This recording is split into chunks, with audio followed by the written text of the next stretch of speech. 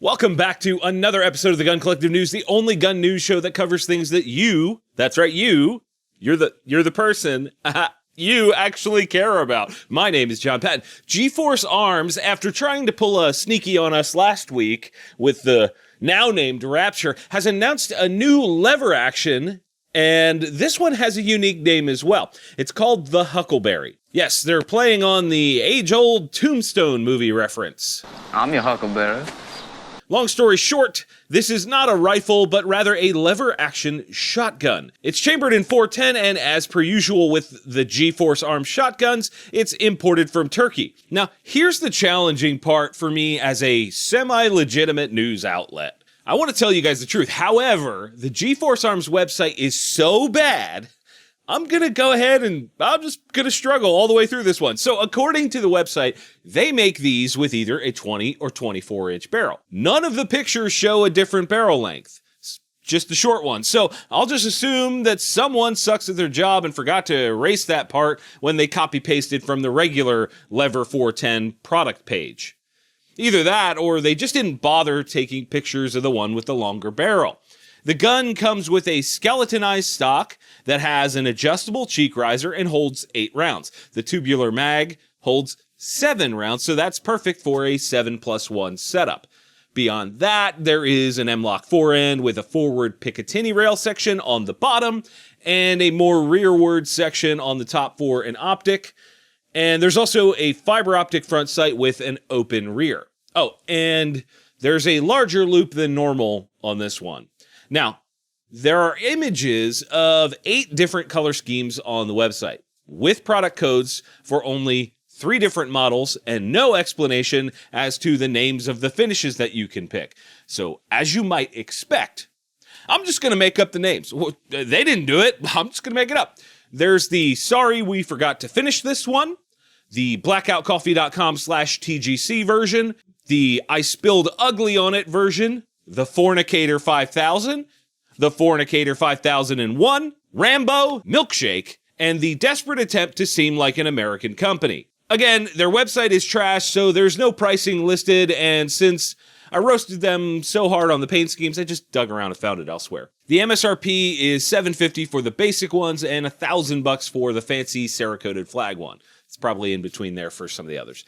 I'll tell you what, this could very well be a great gun. I don't know. However, they don't exactly have their crap together on the customer-facing side, so I'm not sure I'd buy one based on that alone. I'm curious to know what you guys think of this down in the comments. You know something I would pay for? Complete self-defense protection from Firearms Legal Protection. They pay 100% of your criminal and civil attorney's fees. They also have plans that cover lost wages, scene cleanup, that's gross, and counseling after the fact, which is a much needed thing. And they even have a 24/7 attorney-answered emergency hotline. That's important. They'll go to bat for you in a red flag case as well. That's a thing. Protecting yourself is more than just buying a gun and knowing how to use it. Get complete protection with Firearms Legal Protection. You can also get a big old discount when you use our link down in the description or head over to firearmslegal.com/TGC. You could save up to $110 a year. So you save money and you get that complete protection. Win-win. CC USA has a new rifle for us this week. It's called the 600 range, and while we touched on this earlier this year, it's actually a real thing now. To bring you back up to speed, this is an expansion of the 600 line of rifles, and this particular one is aimed at precision and varmint shooters. You can get this model in either 6 Creedmoor or 308 Winchester. It comes with a 24-inch cold hammer forged heavy barrel with a threaded muzzle. The stock is a laminate unit, obviously, with some really nice texturing on the grip area, as well as an adjustable cheek piece and some cutie points in the front and rear. There's also a pick rail under the rear of the stock for like a bag rider or a monopod, something like that.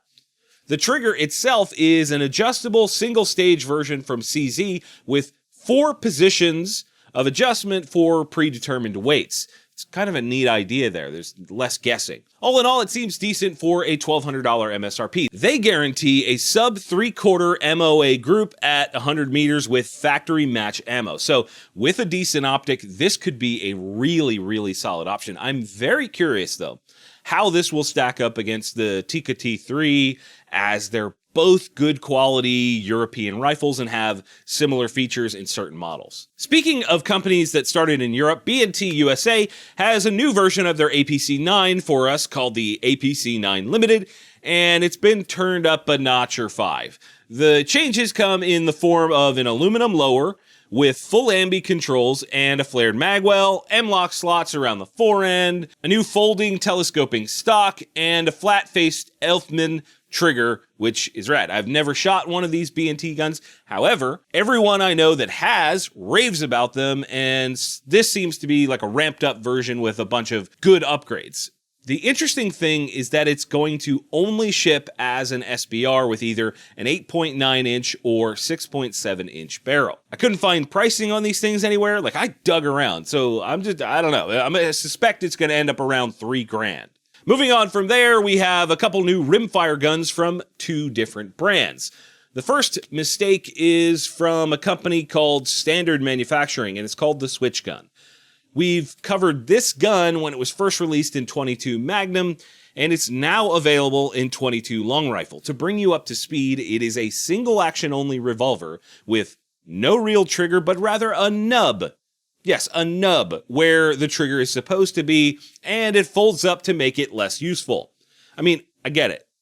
The only thing that Standard has released in the last few years has been a novelty at best. Remember this, Jim?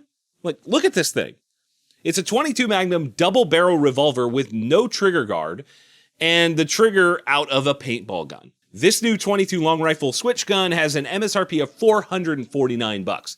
Yes, insanity. $449 for that. Why? It's like 2 things. Like, no!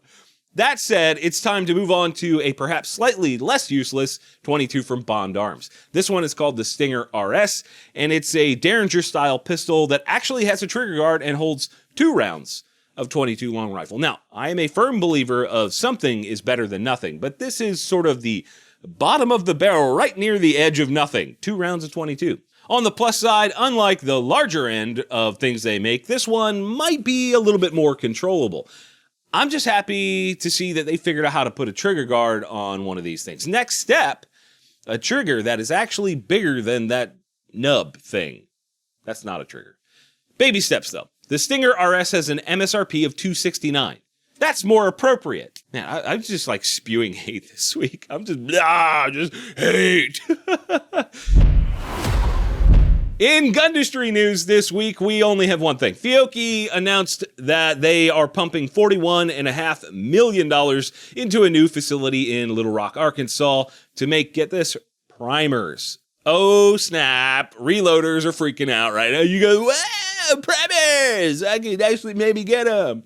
If they sell them separate from loaded ammo and not just make their own.